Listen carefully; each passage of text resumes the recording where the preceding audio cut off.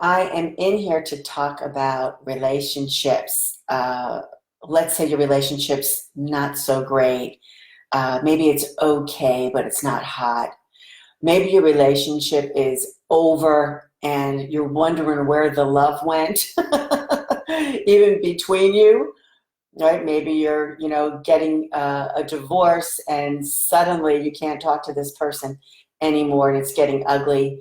There could be relationships with developing, lovers, really relationships in general. But I'm thinking about the loving relationships, how to go from meh to hot. And there's one quick fix that I have recommended to people over the years, and it works. And this is it. You take a look at your partner. It could be your spouse. It could be a lover. It could be a boyfriend. It can be an ex. It can be a pending ex. Maybe you're just warming up to the idea of getting a divorce or separating. It could be that you just got married and suddenly the relationship seems to be changing a bit. So it's where you want the relationship to be better, whether you're staying together or not. And the quick fix is this: you take a good hard look at the other person and recall all of the things that you love about that person. So this is actually an exercise in gratitude, but it goes beyond because it's asking your spirit to take a look at the spirit in your partner's body, right? The spirit that's inhabiting your partner's body and your spirit, right? The spirit to spirit relationship. And you're taking a look at the essence of who they are and what it was that first drew you to them, that made your heart pound and your breath go quick and made you want to put lipstick on and look good. What was it about the other person? And then as you developed your relationship and you were in your relationship, what are some of the things that you just loved? Maybe you loved the way that their bodies smell when they came out of the shower. Maybe you loved that they helped with the kids by giving them, baths in the evening so you could have a break. Whatever it is, and sometimes when your relationship isn't that great, it's a little nauseating to have to come up with 10 things about somebody that you love that right now you don't love so much, right? That's really the hard part. But that's the work. So you sit down and you put yourself in that place of seeing them with new eyes or renewed eyes and recalling everything that you love about that person. Write it down. Just make the list until it's completely exhausted. And when it's completely exhausted and you've come up with everything you possibly can come up with, add a few more things about what you loved about your relationship with this person and some of the special things that they did that made you feel loved and cared for and respected and happy. Write it all down. And you can write it down on a piece of paper, you can type it, you can do it as an audio. I mean, I've done this where I went and I bought a blank book at the bookstore and I wrote it all, one thing on every single page in this book. And then I did it over a year and I added to it.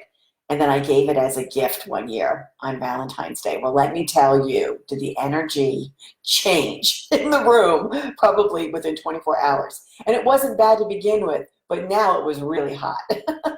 So this works great, particularly when if your relationship is in a lull, relationships are like this. So when it's in a lull, this is really a great practice to engage with the other person on a spiritual level, change up the energy by using gratitude, but it's beyond because it's specific. It's so specific to them and the meeting of the spirits and what you were drawn to. So try this. You can try this if you're married. You can try this if you're even in a new relationship. You can try this if you're getting a divorce. And I have coached some women who were not in great relationships, and it looked like the relationships were probably not gonna last, and things were beginning. They were beginning to get ugly.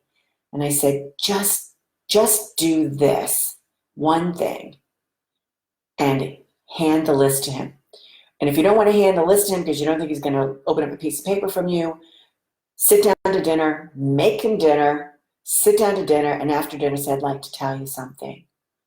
And let it rip. And it works beautifully. It has made relationships become repaired.